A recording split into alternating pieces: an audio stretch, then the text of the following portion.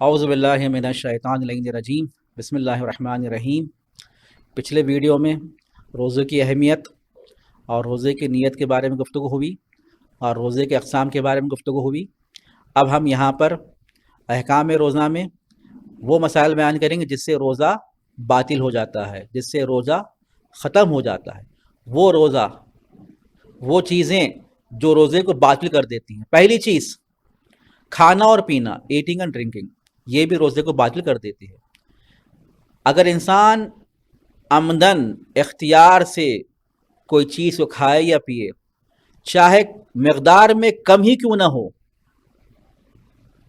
یہاں تک کہ فرماتے ہیں کہ دانتوں کے درمیان میں کوئی چیز کھانے کا حصہ بچ جائے اور انسان اسے عمدن انٹینشنلی اسے نگل جائے تو فرماتے ہیں کہ اسے روزہ باطل ہو جاتا ہے۔ اور آگے فرماتے ہیں کہ اگر کوئی انسان بھولے سے، اب یہاں پر عمدن نہیں ہے، یہاں پر اختیار سے نہیں ہے بلکہ بھول گیا تھا، یہ ہوتا ہے انسان مستحب روزوں میں یا ماہ رمضان کے پہلے دوسرے روزوں میں انسان بھولے سے ایک دم پانی پی لیتا ہے یا کوئی چیز کھا لیتا ہے۔ اگر انسان بھولے سے اگر کوئی چیز کھا لے اور پی لے جس سے روزہ باطل نہیں ہوتا، اس کا معنی یہ نہیں ہے اب ایک نوالا کھا لیا دوسرا نوالا بھی کھا لوں گا، ایک گلاس پانی پی لیا اب میں دوسرا نہیں، ایک بار پی لیے ختم، آپ کے لیے معافی ہے۔ اگر آپ کو بیچ میں بھی یاد آ جائے تو فوراً آپ کو باہر نکال دینا ہے۔ اور آگے فرماتے ہیں کہ یہ بسا اوقات نوجوانوں میں چیز تشویش ہوتی ہے۔ تھوک کے بارے میں کیا ہے؟ فرماتے ہیں دیکھیے آپ، ایک تھوک جس سے نگلنے سے روزہ باطل نہیں ہوتا، چاہے اس کی مقدار کم ہو چاہے اس کی مقدار زیادہ ہو، اس کا نگلنا روزہ باطل نہیں کرتا۔ بسا اوقات ہم دیکھتے ہیں کوئی لذیذ چیز ہو یا کوئی کھٹی چیز ہو جس کی وجہ سے ہمارے منہ میں پانی جمع ہو جاتا ہے، یہ جمع ہونے کے بعد اگر اس پانی کو ہم اس تھوک ہم نگل لیں روزہ باطل نہیں ہوتا۔ ہاں توجہ کیجیے آپ، یہ اگر تھوک کے ساتھ دانتوں کا خون جمع ہو، بسا اوقات ہوتا ہے انسان کہ خون بھی نکلتا ہے تو تھوک میں آ کر مکس ہو جاتا ہے، وہ تھوک کا نگلنا اگر عمدن نگل رہا ہو وہ روزہ باطل کر دیتا ہے۔ وہاں پر اس تھوک کو باہر پھینکنا ضروری ہے کیونکہ وہ خالی تھوک نہیں ہے بلکہ تھوک کے ساتھ خون ملا ہوا ہے۔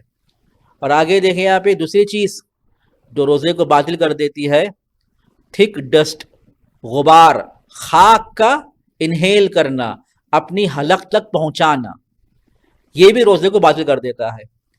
آپ نے کبھی دیکھا ہوگا خاک، کبھی ہوا کے بنا پر، ہوا کا جب زوردار ہوا چل رہی ہو تو وہاں پر خاک اس طرح سے آئے تو ہمیں چاہیے کہ اپنے ناک کو بند کر لیں۔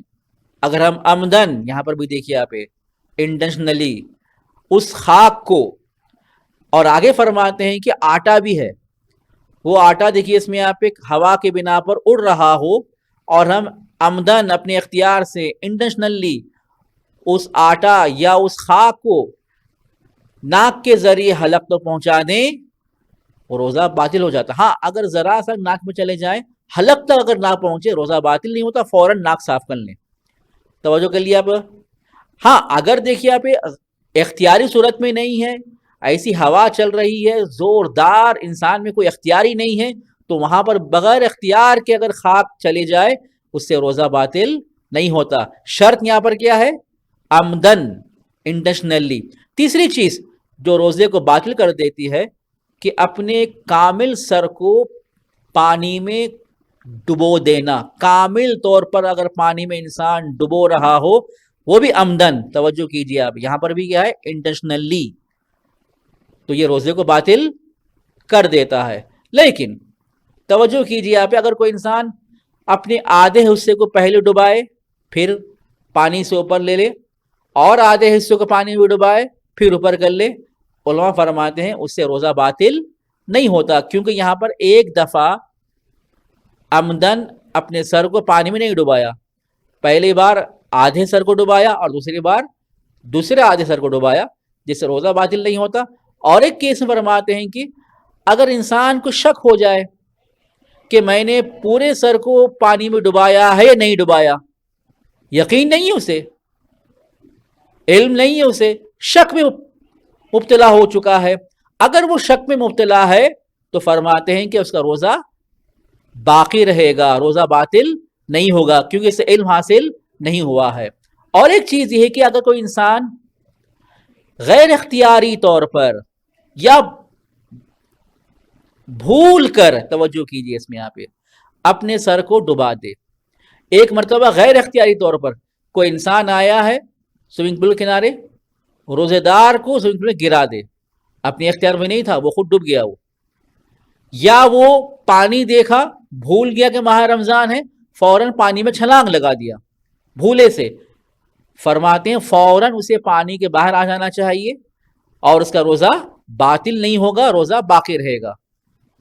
اور ایک جگہ پر فرماتے ہیں کہ اگر کوئی انسان یہ دیکھ رہا ہو کہ ایک انسان پانی میں ڈوب رہا ہے، آپ روزے دار ہیں، واجب روزہ بھی ہے، لیکن اس سے زیادہ کسی اور کی جان بچانا، چاہے وہ غیر مسلم کیوں نہ ہو، یہ اس سے زیادہ واجب ہے۔ اس کو بچانے کے لیے انسان ڈوبے، تیرے، گرچہ اس کا روزہ باطل ہو جاتا ہے لیکن اسے قضا بجا لانا چاہیے ماہ رمضان کے بعد، کفارہ اس پر واجب نہیں ہوگا۔ اور آگے کی چیز انشاءاللہ اور مسائل رہیں گے جو روزے کو باطل کر دیتی ہے، آپ کے سامنے عرض کیے جائیں گے۔ والحمدللہ رب العالمین۔